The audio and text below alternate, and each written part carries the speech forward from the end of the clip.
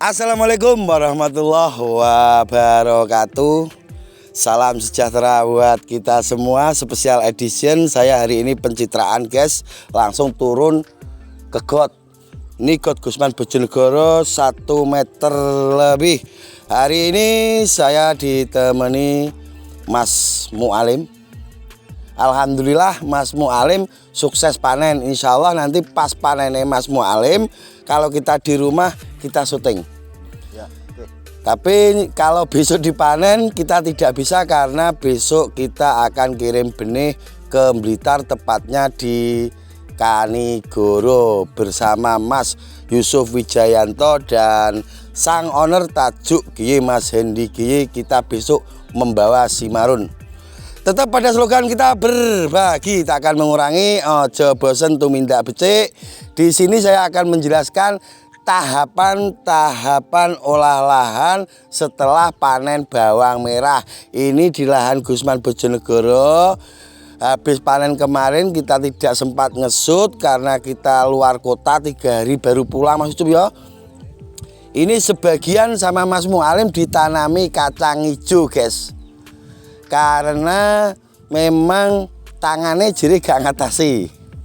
Karena kita sudah punya lahan di Temayang, kita sudah disibukkan di lahan sana, dan kita lebih memprioritaskan sidak lahan ke para petani bawang merah untuk saat ini, karena banyak kendala yang terjadi di lapangan. Jadi lahan Gusman Bojonegoro yang ini kita cuman akan nanam kurang lebih 50 kg ben digawe kecerekan Mas Mualim. Yang pertama yang kita lakukan setelah panen, ini tahapan-tahapannya, cuman ini kita kemarin tidak melakukan. Tahapan yang pertama setelah panen kita spray herbisida. Kita spray herbisida itu langkah pertama, tujuannya supaya rumput-rumput itu bisa bersih, gulma-gulmanya bisa bersih. Kita bisa menggunakan yang sistemik. Itu langkah yang pertama. Langkah yang kedua kita spray PK Plus, tujuannya untuk sterilisasi lahan. Untuk langkah yang ketiga ini kita naikkan lumpurnya. Untuk langkah yang ketiga ini wajib dilakukan kata Mas Mualim. Dan nanti setelah kita naikkan lumpurnya, langkah keempat kita bisa spray pakai PK Plus lagi, atau bisa kita spray pakai H2O2 hidrogen peroksida untuk sterilisasi lahan. Setelah kita spray H2O2 atau PK Plus, kalau lumpurnya sudah agak kering, kita bisa melakukan kultivator. Bagi yang memakai kompos atau yang memakai arang sekam, kalau ini lumpur sudah kering, arang sekam bisa disebar dan bisa dilakukan kultivator. Jangan melakukan pemberian kompos atau arang sekam setelah kultivator, karena itu akan menjadikan kerja 2 kali. Karena pada dasarnya baik kompos yang dari kohe ataupun dari arang sekam itu percuma kalau hanya kita taruh di atasnya. Wajib mencampur dengan media tanam kita. Jadi kalau habis kultivator baru dikasih arang sekam, otomatis kita harus kerja 2 kali lagi melakukan kultivator lagi untuk meratakan arang sekam atau kompos dengan media tanam kita. Semoga bisa dipahami apa yang saya maksud. Yang jelas pemberian baik kompos dari kohe atau arang sekam atau kompos dari daun-daunan, jika cukup ditaruh di atas itu tidak ada imbas apa-apa, percuma dan tak berguna. Setelah dilakukan kultivator, kita bisa melakukan sterilisasi lahan lagi, guys. Bisa menggunakan PK+, bisa menggunakan H2O2. Mas Gusman kok berulang-ulang? Itu karena kita benar-benar pengen lahan kita itu benar-benar steril. Setelah itu, jika mau memberikan pupuk dasar, kita bisa ngasih pupuk dasar. Untuk pupuk dasar saat musim hujan, ini rekomendasi dari Gusman Bojonegoro, pakai fosfat yang tinggi. Kalau bisa fosfat tunggal, atau bisa menggunakan N dan P, tapi N-nya itu yang rendah saja. 3 hari sebelum tanam. Setelah itu, jika mau dilakukan penggaritan, lakukan penggaritan dulu. Habis penggaritan, sesaat sebelum tanam, langkah selanjutnya yang harus kita lakukan yaitu pemberian herbisida pratumbuh. Jadi pemberian herbisida pratumbuh itu setelah digarit, guys.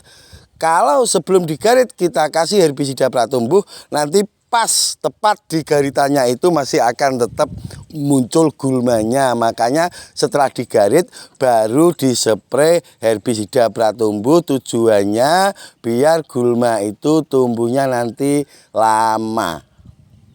Tanaman sudah besar, gulma baru tumbuh. Kalau sebelum digarit kita herbisida pratumbuh, habis di herbisida baru digarit, itu nanti tanaman tumbuh pas tepat di garitan itu akan muncul rumputnya. Jadi ini trik yang sebenarnya sepele tapi terkadang kita lupakan. Dan pesan saya kalau tanam pada musim hujan seperti ini, hati-hati untuk benih, pilihlah yang kualitas. Dan yang paling bagus itu benar-benar benih yang tanpa dipeges sudah tumbuh. Dan ingat, kalau umbi yang masih dempet jangan dipecah. Ingat, ini sepele tapi perlu diwaspadai. Umbi yang masih terlalu dempet dipecah, nanti salah satunya akan kalah dan dipastikan 99,9% akan moler.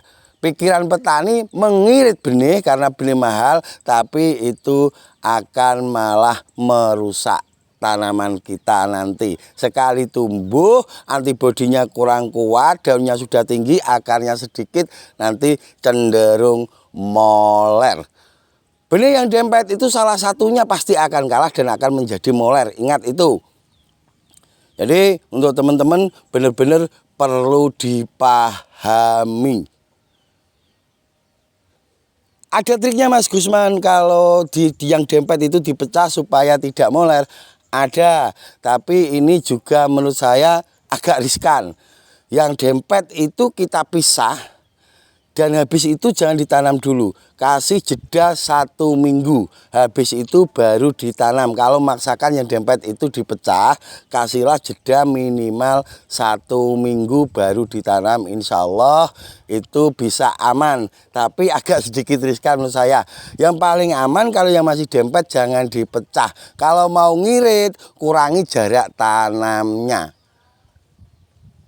Jadi itu sedikit penjelasan dari saya. Dan ini pertanyaan saya ke Mas Mualim. Ini Mas Mualim yang melakukan penaikan lumpur. Kenapa kenapa lumpur itu dinaikkan menurut versi petani? Seperti Mas Mualim itu seperti apa?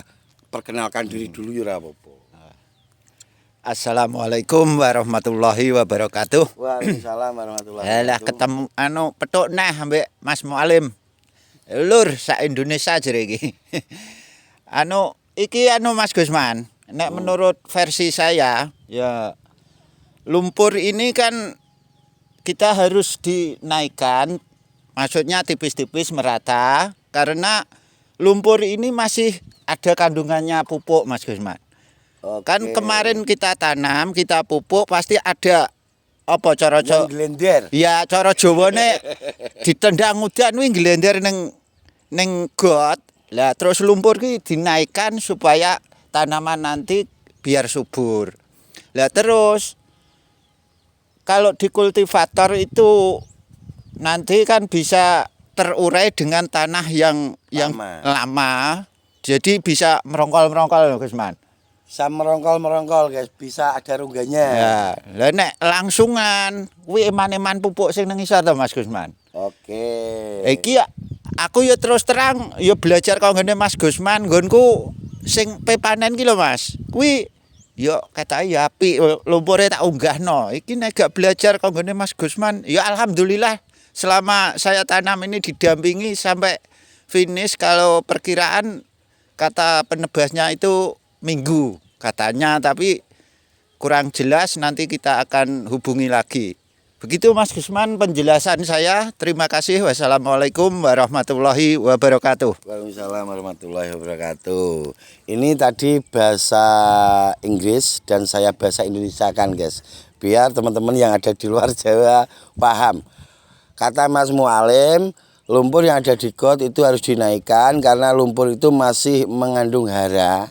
Maksudnya Mas Mualim itu masih mengandung pupuk, karena sebelum kita naikkan ini kan kita tanam bawang merah, kita pupuk. Kalau kita siram atau kena air hujan itu pasti akan turun ke got, dan turun ke got berarti nutrisi itu mencampur dengan lumpur. Nanti lumpur kita naikkan, dan untuk mengurai hara yang tercampur dengan lumpur itu bisa menggunakan decomposer guys, bisa menggunakan M21 atau bisa menggunakan E4 untuk mengurai. Jadi untuk mengurai nutrisi supaya nanti benar-benar langsung bisa diserap oleh tanaman kita, itu kata Mas Mualim. Oke guys, itu sedikit penjelasan dari saya. Apabila ada yang kurang berkenan atau kurang paham atau pengen ngasih masukan, ngasih kritikan, bisa langsung komen di kolom komentar. Nanti akan langsung dijawab oleh Mas Yusuf Wijayanto. Dan untuk teman-teman yang sudah lama mengikuti channel Gusman Bojonegoro dan yang sudah sedikit paham, bantu Mas Yusuf Wijayanto menjawab pertanyaan-pertanyaan dari teman-teman yang ada di kolom komentar. Yang aktif membantu menjawab di kolom komentar nanti akan langsung kita kasih souvenir. Nanti yang nyeleksi Mas Yusuf Wijayanto. Jadi untuk menjawab di kolom komentar, biarkan Mas Yusuf dan teman-teman yang sudah paham, dan tugas saya biarkan saya itu selalu mencari solusi untuk tanaman-tanaman teman-teman yang sedang ada problem. Oke guys, itu sedikit informasi dari kami, semoga bermanfaat. Saya pribadi Gusman Bojonegoro, berikut sang kameramen Mas Yusuf Wijayanto dan Mas Mualim, dan yang alhamdulillah berarti nanti kedepannya bisa tanam bawang merah lagi karena saat ini sukses panen, alhamdulillah. Akhirul kalam, wabillahi taufik walhidayah walhidayah. Assalamualaikum warahmatullahi wabarakatuh.